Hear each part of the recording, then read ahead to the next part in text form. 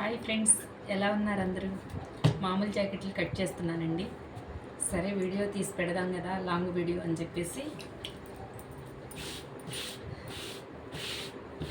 ఎలా ఉన్నారండి? అందరూ బాగున్నారా? నేను చాలా బాగున్నానండి.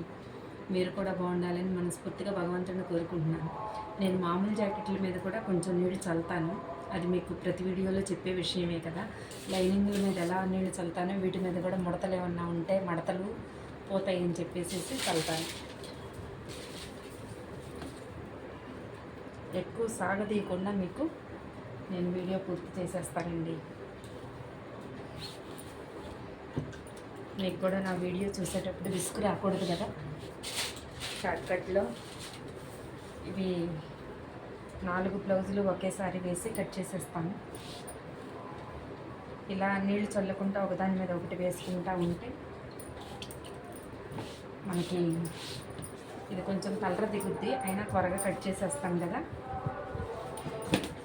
కొంచెం నీటి చుక్క పడ్డా కొంచెం కలర్ షేడ్ అనేది అనిపిస్తుంది అన్నమాట. సో కొంచెం నీళ్ళు ఇలా చల్లేస్తే అయిపోతుంది.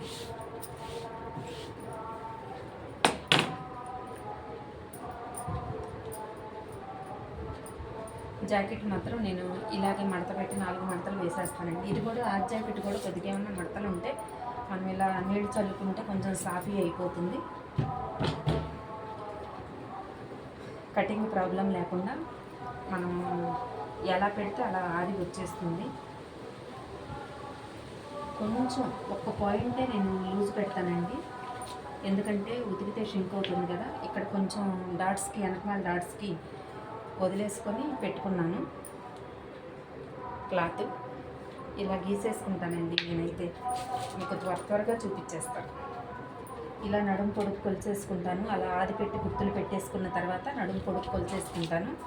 సరిపోతుంది, కరెక్ట్గా సరిపోతుంది. ఇలా నేనైతే డ్రాయింగ్ గుర్తు పెట్టి ఆ గుర్తుల మీదే కటింగ్ చేసేస్తాను. మీకు నేను కొంచెం డ్రాయింగ్ గీసి చూపిస్తున్నాను.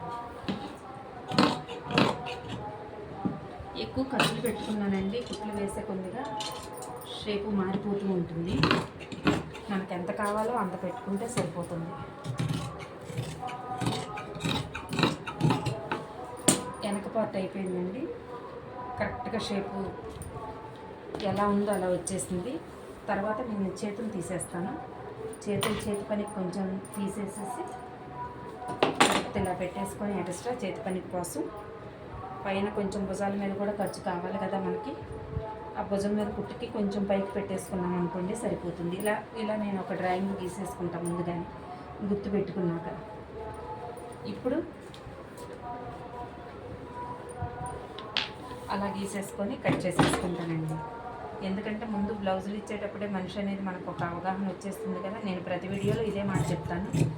ముందు మీరు తీసుకునేటప్పుడే ఎప్పటికప్పుడు సైజులు వాళ్ళ బాడీ మనం అబ్జర్వ్ చేస్తాం కాబట్టి మనకంత ప్రాబ్లం అయితే ఉండదు.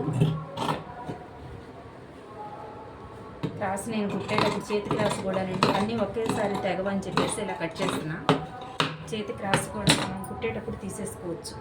కింద అంచులు మడిచి కుట్టుకుంటాం కదా, అప్పుడు ఏదైనా తేడా ఉంటే ఈ సంఖలో ఇక్కడ అడ్జస్ట్మెంట్ చేసుకొని భుజం మీద ఒక ఘాటు పెట్టుకుంటే మనము అయిపోతుంది.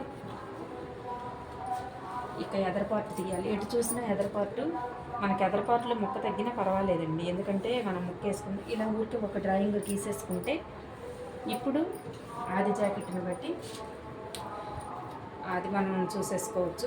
ఈ భుజం మీద నుంచి కింద షేప్ బెల్ట్ వదిలేసి కుట్టు వరకు మనం ఇలా పట్టేసుకుంటే చూసారా కరెక్ట్గా వచ్చింది.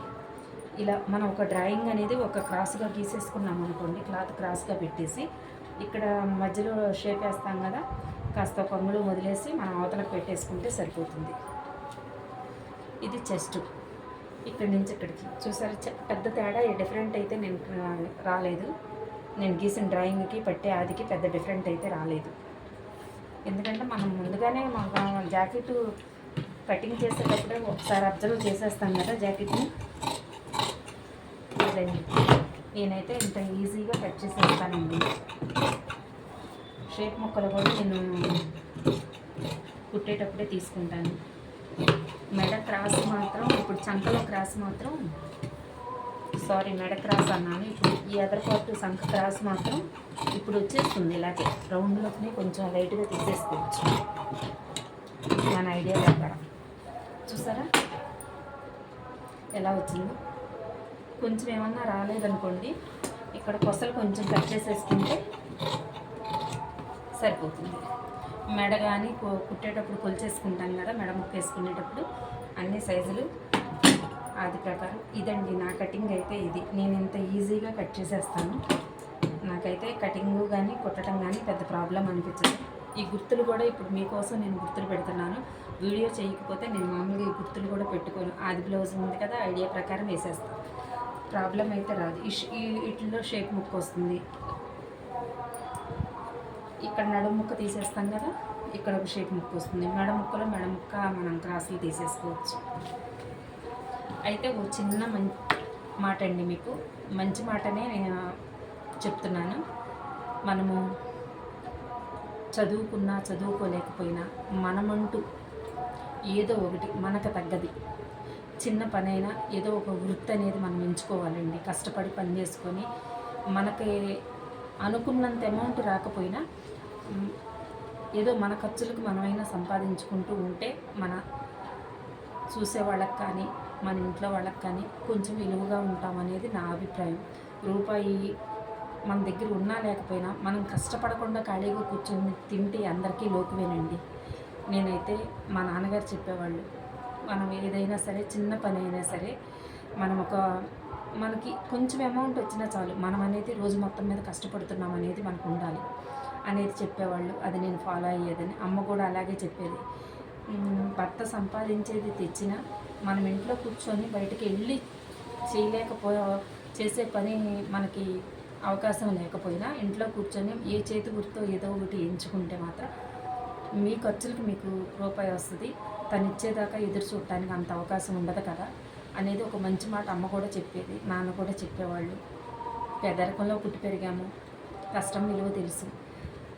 రోజు మొత్తం మీద ఒక ఆడమనిషికి 300 సంపాదించుకోగలిగితే తన ఖర్చులకి మనం తినే తిండికి కూడా ఇంకొకళ్ళ మీద ఆధారపడకూడదు కదా అన్న ఒక ఆలోచన వస్తుంది కదా. ఇది నా అభిప్రాయం అంతే. బాయ్ అండి.